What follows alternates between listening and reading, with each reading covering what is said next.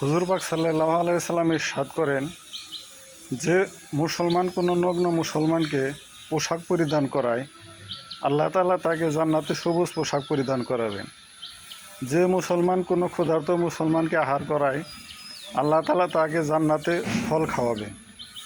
যে মুসলমান কোনো পিপাসিত মুসলমানকে পানি পান করায়, আল্লাহ তাআলা তাকে জান্নাতে সিপি আটা সরাবান তুহুরা পান করাবে। আল্লাহ তাআলা আমাদেরকে রাসূল সাল্লাল্লাহু আলাইহি সাল্লামের সুন্নতের বিধান মেনে চলার তৌফিক দান করুন, আমিন। আবু দাউদ, তিরমিজি, মিশকাত। আসসালামু আলাইকুম ওয়া রাহমাতুল্লাহ।